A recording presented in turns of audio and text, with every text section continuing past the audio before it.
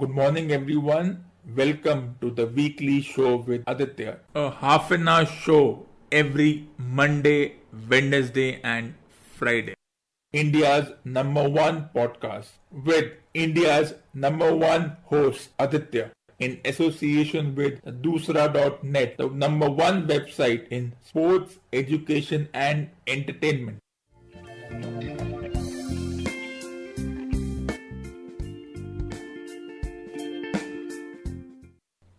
Hello to all my fans. Welcome to the greatest show on earth. This is episode 98 and I'm your host Aditya.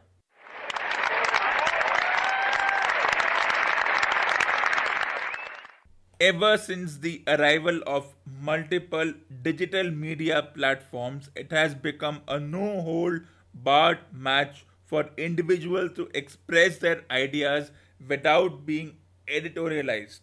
For example, WhatsApp, where we can send pictures, videos, etc., has virtually put an end to your normal text messages. There is not much of a difference between WhatsApp messaging and your normal text messaging, but the reason for shifting to WhatsApp is because it's free, or we presume that it's free. It's personal as well as global. When this phenomena came 6 years back, we did not take it seriously, but now it has become a part of our lives. In fact, the term WhatsApp has now become a noun. In a lot of ways, it was much better during its nascent phase. One could disable the WhatsApp anytime we wanted. Now we cannot do that. And now it is getting in the official zone. But let me remind you, this WhatsApp was not the first text internet private messaging platform. We had Yahoo Messenger, Google Talk, which has now been renamed Google Hangouts, but that is hardly used. Yahoo Messenger has been killed. Your intelligence is inversely proportional to your use of this particular platform. In fact, anyone who has a phone which allows us to access this particular platform can use it. It's slowly getting in that official zone which once upon a time emails used to occupy, and this is now a disturbing trend. For me, any official communication goes through emails. Emails are not going to be replaceable in my book. You can't use both if you don't have access to an internet connection, be it through data or through Wi-Fi. So it's as simple as that. But slowly it's getting into a very awkward zone. And yet it has become a source of headache. In fact, our methodology of using this particular platform has now gone into that irritating zone. But whatever be the situation, we have to accept it. And even though it's only 6 years old compared to your print and electronic media, the fact that you don't have to work hard in terms of publishing, editing, it has become an easy source to spread information. And sometimes this information might be labeled as misinformation depending on how we interpret the same. The way the world seems to be going, misinformation has now become our birthright. What's fake, what's misinformation, what's real is subject to interpretation and how we perceive that particular situation. It is a universal truth that social media has made us lazy. It might have made us creative, but it has definitely made us lazy. Whereas print and electronic media, which have been established for decades, even centuries, the newspapers, the magazine you read, 280 characters don't make up a magazine. Each and every information that you see on these platforms goes through a lot of scrutiny, through a lot of process and phases, and for some, those who have a lazy mindset might feel that these processes might change our ideas and we may not get everything out truthfully. Well, they are wrong and they are misinterpreting this particular thing. Howsoever we may proceed and become modern, print and electronic media are not going anywhere. And it's time we stop calling print and electronic media as traditional media, because the definition of traditional also differs. Maybe 100 years from now, we might even call WhatsApp, Twitter traditional and outdated. But print and electronic media like newspapers, magazine, books will never be outdated or obsolete. Print media has already taken the next step by graduating itself to portals, online portals through websites and other interactive means. Does a particular attitude on such platforms affect your relationships? Well, no, unless deemed official. Whatever we say on Twitter, Instagram, and other such applications should not be taken seriously. If individuals get hurt on such platforms, well, that is not my headache, because I know they pretend to get hurt because they want sympathy and publicity. In fact, that's one of the precursors of being a social media expert. When you see two individuals arguing on Twitter or Facebook, that is nothing but a staged argument. It's really difficult to perceive that as real. So if a particular celebrity is not getting the attention they want, they think that they have done something spectacular. And knowing that we as individuals tend to be emotional on every small thing, they exercise the old art of rumors. Because rumor is an art and a science. It's how you spread that information through what platforms is very important.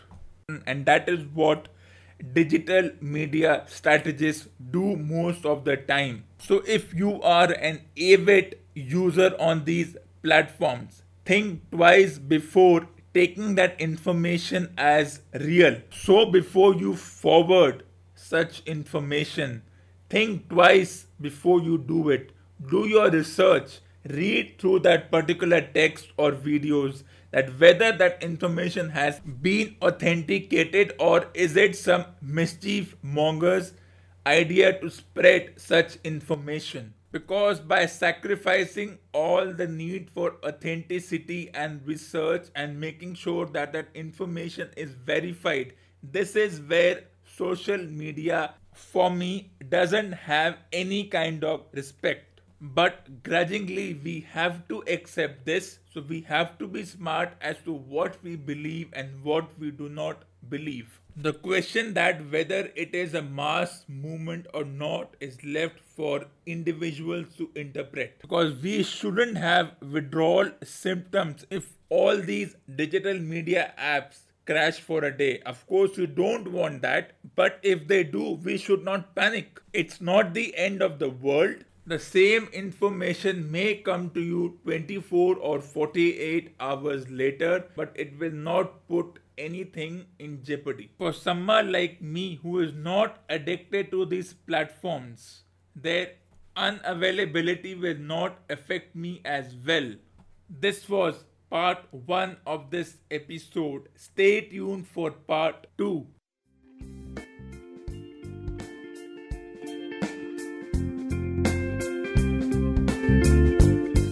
What do we mean when we use the term skills? There are only two types of skills on this planet: primary skills and secondary skills. Primary skills are straightforward: your communication and your written skills. Your knowledge in other domains, your expertise are indirectly or directly related to your prowess in your primary skill. And there are multiple examples of the same. For example, a professor or a teacher has knowledge in their particular domain.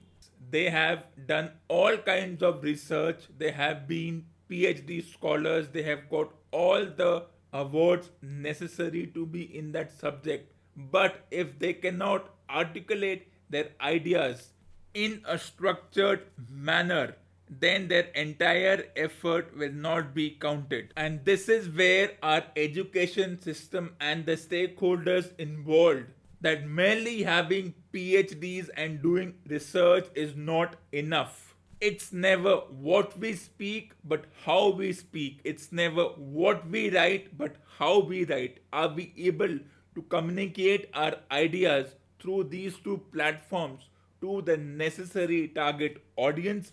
That should be the first priority. A professor or a teacher or anyone should not be judged on the knowledge they have, but how they are able to dispel that knowledge, even if it's only 10% of what they know.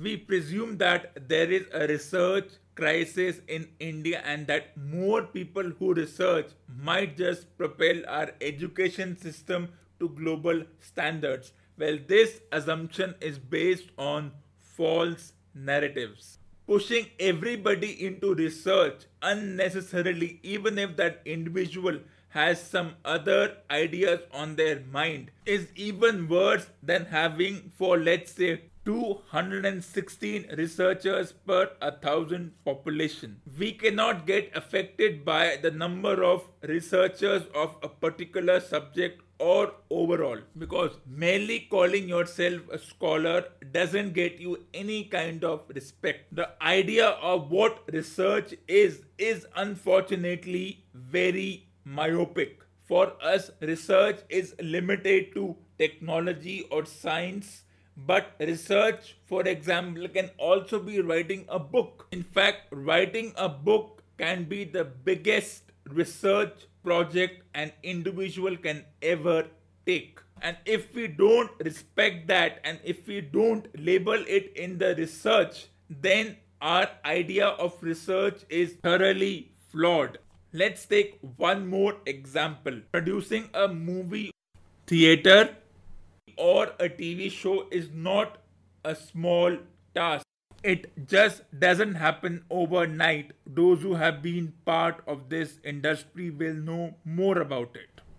It requires a lot of research, a lot of work, a lot of background work, and that should also be put in the domain of research. We cannot limit research to just universities or college. We have to expand the entire idea, the entire universe of what research is, and only then can we say that we have research. Because if we single out only those individuals who are studying in college or who are pursuing PhD or higher studies, then that entire idea has to be recalibrated.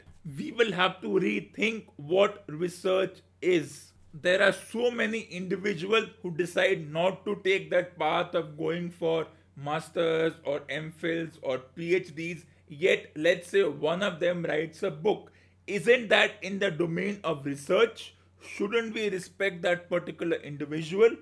Unfortunately, our myopic and closed idea of research, the definition of research, for example, only is limited to that concrete structure called a college or a university, and that is why our statistical figures get skewed, as well as the human propensity, the human need to compare data with other countries can often mess up the idea of what research is. And as I said before, we now need to redefine the idea of research, and that includes anyone who has a written material, and not just PhD dissertations, but any work which takes a certain amount of time to be completed is in the domain of research. And not just that work that has been given a stamp of approval by your universities or higher education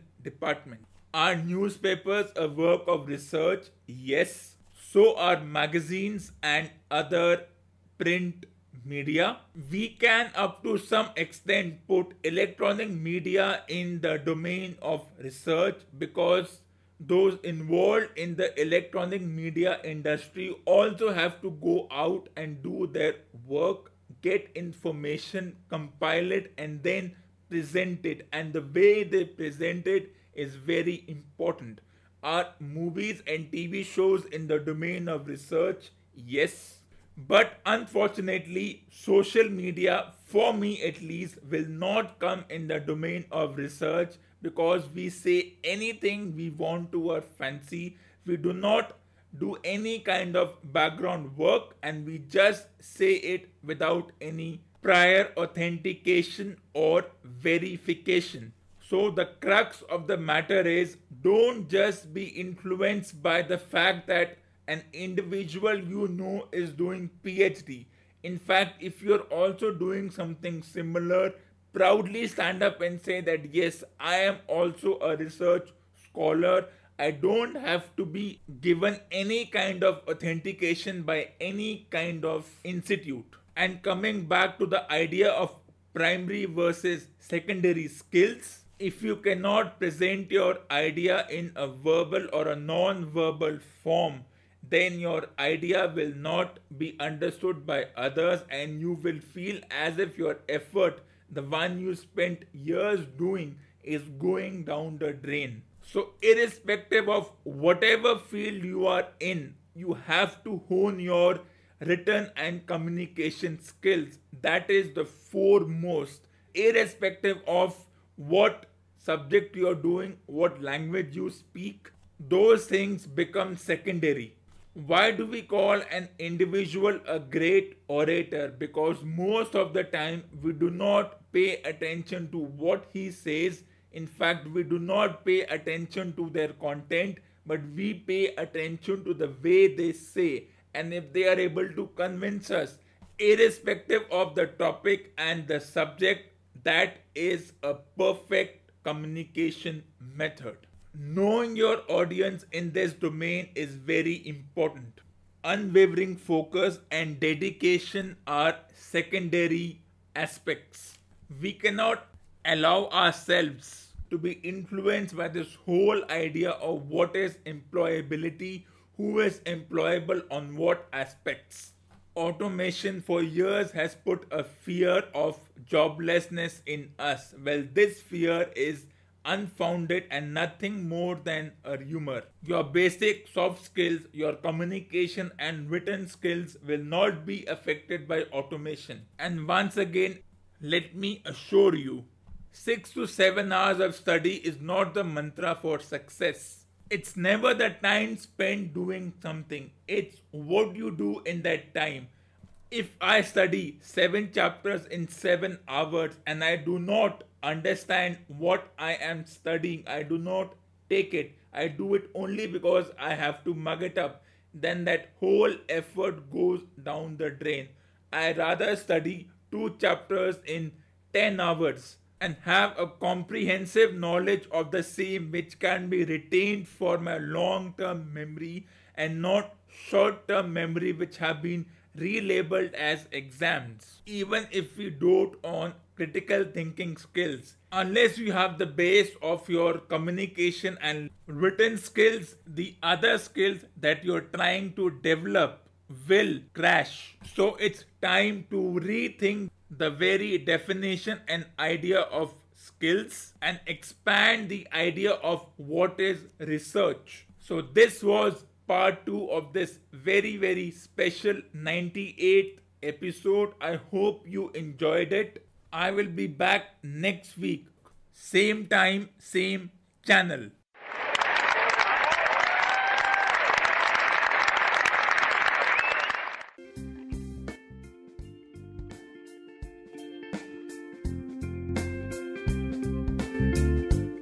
So if you want to be a part of my show, please send your valuable suggestions and send your recordings on topics ranging from sports, education and entertainment on the email ID aditya_the_writer@gmail.com. That is aditya_the_writer@gmail.com. Thank you for listening to this episode. Please like and subscribe to my Facebook page and YouTube channel and stay tuned for the next episode.